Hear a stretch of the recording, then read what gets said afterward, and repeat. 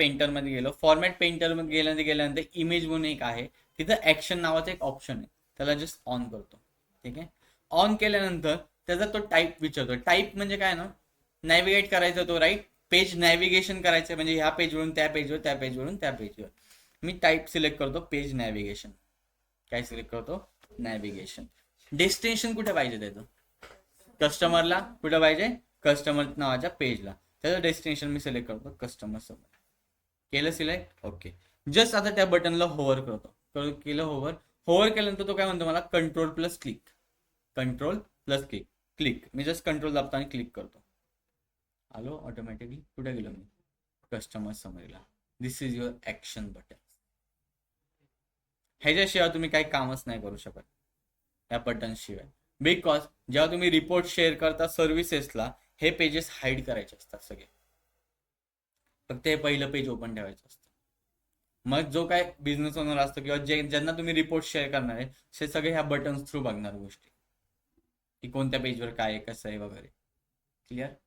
त्या वर्कमध्ये येतात action button. Clear इथपर्यंत? परत दाखवू? ओके, ठीक.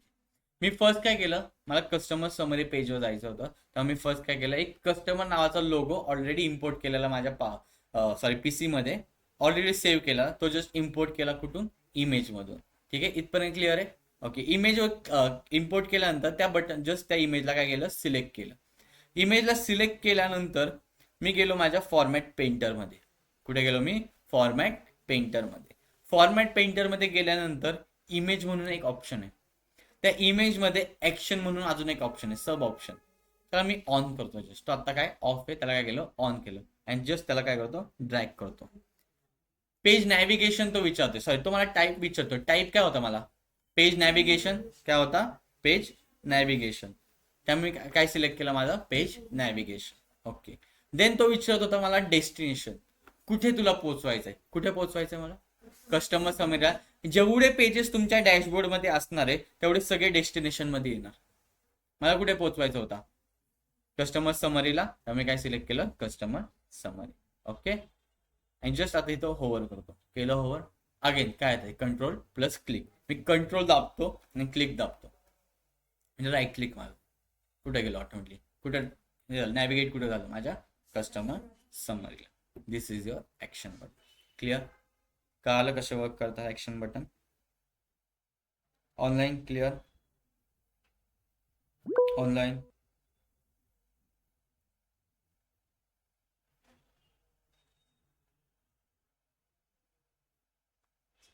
ऑनलाईन?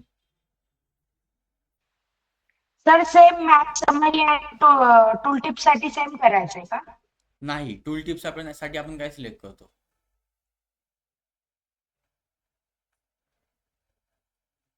टूल टिप म्हणून डायरेक्टली ऑप्शन आहे तिथं. ऍक्शन जेव्हा बटन्सवर वर्क करायचं असतं तेव्हा तुम्हाला ऍक्शन येणार, आणि जेव्हा टूल टिप वर वर्क करायचं तेव्हा टूल टिप म्हणून डायरेक्टली एक ऑप्शन आहे. तो टूल टिपचा ऑप्शन ऑन करायचा जस्ट. ओके. Okay sir. कळालं सगळ्यांना?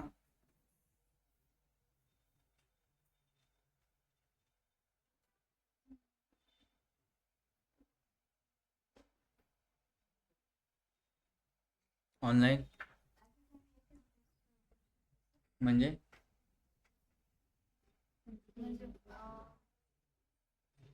या बटन थ्रू का? या एका बटन्सला एकच पेज शो होतं, तुम्हाला इथं मल्टिपल बटन्स अजून ऑन करावं लागते. म्हणजे तुम्ही जाऊन प्रत्येक बटन्सला समथिंग त्या पेजचं काय देऊ शकता? डेस्टिनेशन देऊ शकता. ओके. प्रत्येक पेज एकाच ह्याला वर्क करणार. प्रत्येक बटन प्रत्येक एका पेजला डेडिकेटेड असतात. ठीक आहे. मल्टिपल बटन्स तुम्ही किती बटन्स घेऊ शकता? तर 100 बटन घ्या, चालेल. पण एवढे नाही घ्यायचे, एकच बटन. कारण की रिपोर्टच जास्तीत जास्त 4-5 पेजेसचा असतो, त्यापेक्षा जास्त रिपोर्ट नसतो.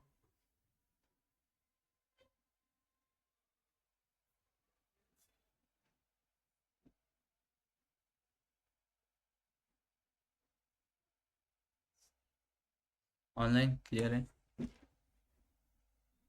ऑनलाईन? ठीक आहे. आपण थोडं डिझाईन करून घेऊ पेज आणि देन थांबू इथे. हे मग आता फक्त प्रोडक्ट समरी राहते, आणि मोस्ट इम्पॉर्टंट टॉपिक राहते, तो म्हणजे तुमचा बुक मार्क आणि ड्रिल थ्रू. फ्रायडे सुट्टी आहे, सॅटर्डे सुट्टी आहे, संडे सुट्टी आहे, मंडे पण सुट्टी आहे. मंडे का इव्हेंट आहे आपला, सॅटर्डे संडे तर उद्या आहे, आणि तुम्हाला फ्रायडे काय उद्या रक्षाबंधन आहे. 1 सप्टेंबरला आय थिंक मी सर्व्हिसेस पण घेईल, फिनिश करून टाकेल पॉवर बी. ठीक आहे, काय आलं, बोर झाले असतील ना आता, किती दिवस मला बघायचं, बास की आता, हो की नाही. होय, अरे हे मुलीला बोललं असतं तर बरं झालं असतं. ठीक आहे, ऑनलाईन क्लिअर आहे. उद्या सुट्टी असेल हा, रक्षाबंधन सुट्टी पाहिजे ना का नाही पाहिजे, मला सांगा लवकर. नक्की पाहिजे का, खरं घरी जायचंय का सगळ्यांना? ऑनलाईन पण नाही जमणार.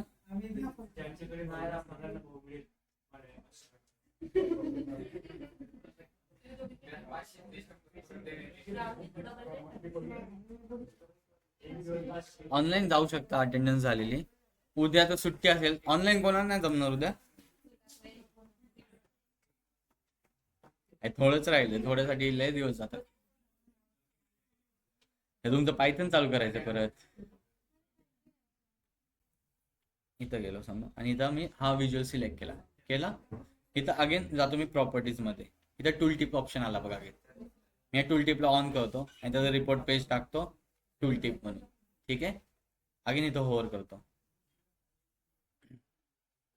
मी इथं काय दाखवणार मला,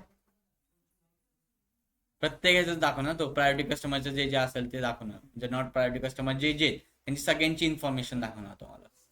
राईट, क्लिअर. टूल टिप प्रत्येकाला, ह्या व्हिज्युअलला पण सिलेक्ट करू शकता. ह्या व्हिज्युअल सिलेक्ट करतो मी, अगेन इथं टूल टिप आहे. अगेन इथं त्याचं पेज काय करणार मी, टूल टिप सिलेक्ट करणार. तेव्हा फक्त न्यू पेज मध्ये जाऊन एक टूल टिप क्रिएट करावं लागतं, नाही तर तुम्ही प्रत्येक पेजला देऊ शकता. पण टूल टिप आपण फक्त कशासाठी क्रिएट केलेलं, ह्याच्यासाठी, कारण ते ह्यालाच व्हॅलिड आहे. इथं जर मी गेलो तर काय दाखवणार, प्रत्येक कस्टमरची इन्फॉर्मेशन दाखवणार ना, ते व्हॅलिड झालं का नाही. जे व्हॅलिड असेल त्या काय म्हणतात त्या व्हिज्युअल्सलाच क्रिएट करा. क्लिअर.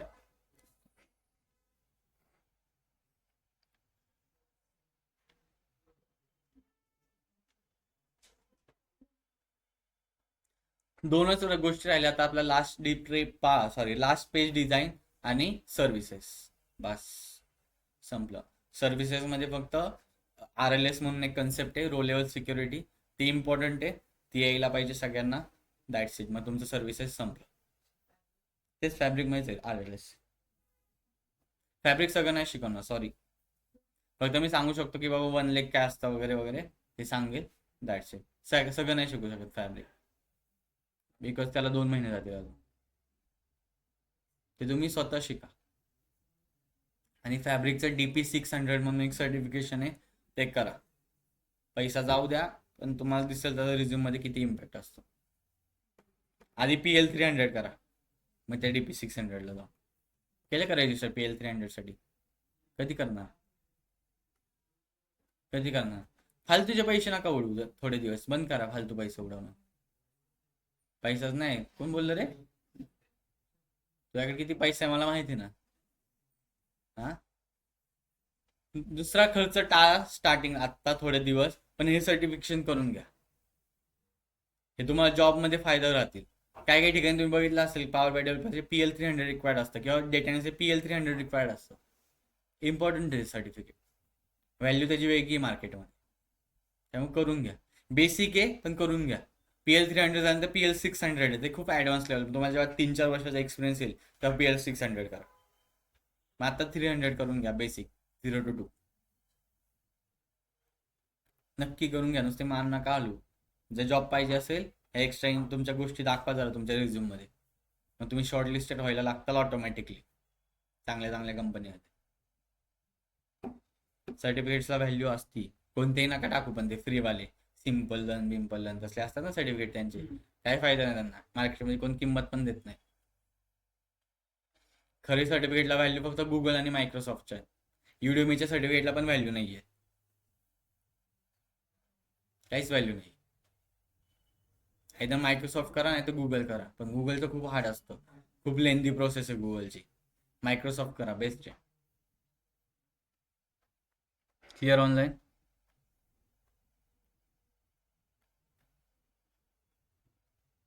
हॅलो